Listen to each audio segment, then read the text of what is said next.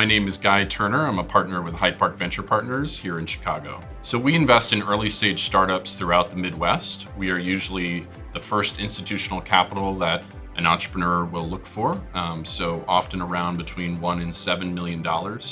And we really invest throughout the Midwest and also up in Toronto. So we're very early stage investors. So, we're looking at companies between $0 and $1 million of revenue typically. And so it's very hard to differentiate between the founding team themselves and the company.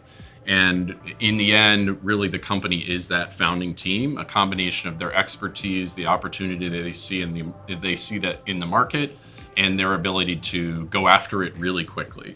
And so when you boil it down, it's kind of 90% the people. And so we tend to look for teams with really deep domain expertise. They don't have to be experienced in the market. It's certainly great if they are, but they are not always. And in several of our best companies were started by first-time teams. The biggest challenge that I've experienced as an investor, it comes from my original background as an engineer. So both through school and an early career as an engineer, you're so focused on numbers and analysis, and that's the common language that you speak. And many people know engineers, and we aren't always the people who have the best interpersonal skills. And you're able to get away with that because there is this common language of math and analytics. And I think when I became an investor, I leaned on that very heavily, the math and the analytics, and was lacking on my ability to understand people, to read people, to predict where people will be effective and where they won't be effective. And that's been a long journey to improve that skill of mine. The question is, how do you get better at finding great people, predicting when people will be able to be effective and when they won't? What I would say is that when I was a very early investor, I think that there's this mystique around the really young, college dropout or right out of undergrad rebel who has this big idea and is going to go take it down and be wildly successful, because that's what the news points to. It's Zuckerberg and once upon a time Bill Gates and all these people.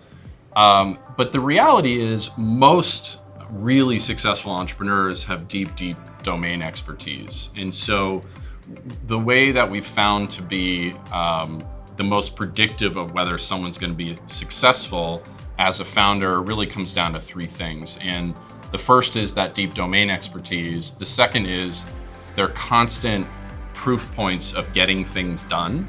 And we meet with entrepreneurs over a long period of time, 3, 6, 9 months often before we invest. And we're able to see every time we meet with them is something new happening. And so, really in a way, it's being able to extract some data points out of the more qualitative behavior that we see among the people that we end up backing.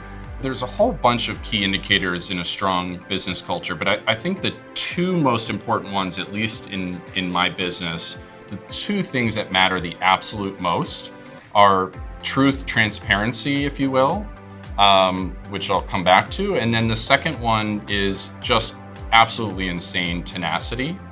And so truth and transparency, I actually took it for granted, but one of the things when I was talking to our vice president and I was asking her a little bit, what is your take on our culture? And she said that what hit me the most when I started at Hyde Park Venture Partners was that everyone is always honest.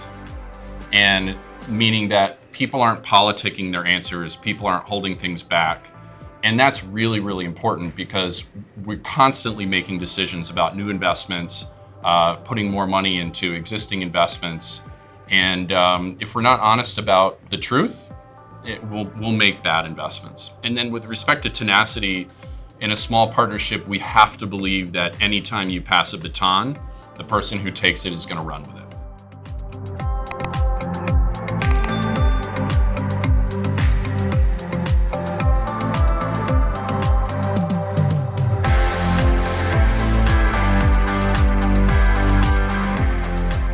Hi, my name is Divey Gulati. I'm one of the co-founders of ShipBob.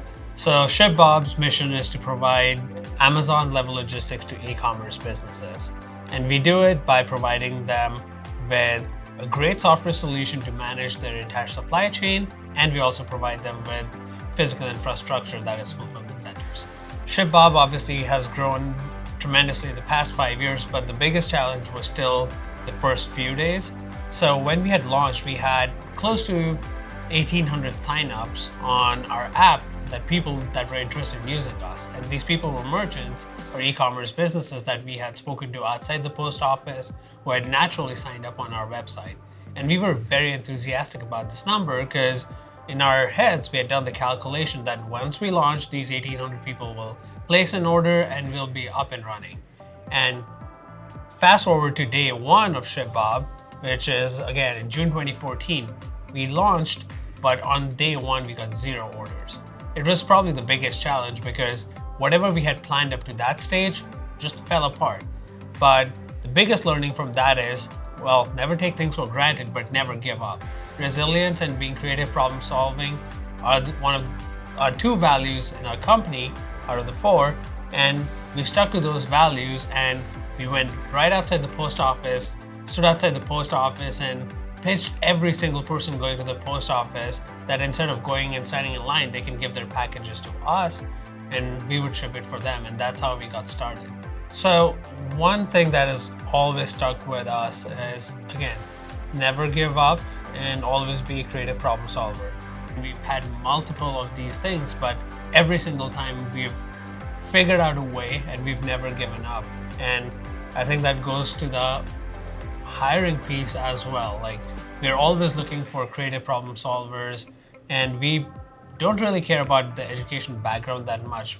It doesn't matter if you went to Stanford, Harvard, or you went to any other school. What we really look for is how did you solve a problem creatively within the constraints of the resources given to you. And that was the biggest learning. Hire people that are creative. Smart people are everywhere, not necessarily in one specific school. So our hiring process is not that differentiated if you think on a higher level, but there are small tweaks that we've made so that we are always screening for the cultural values that we have. Plus, even after they join, we make sure they go through what we feel is the right thing for ShipBob and the right culture fit for ShipBob. So on the front end, we're always screening for, are they creative problem solvers? Are they resilient? And we obviously ask for examples. Are they mission driven? We're not looking for mercenaries, we're looking for missionaries. And after that, we're also looking for, well, are they going to be a good overall culture fit? But apart from that, even after they join, we make sure every single new hire, even if you're a CFO, you're going to the fulfillment center.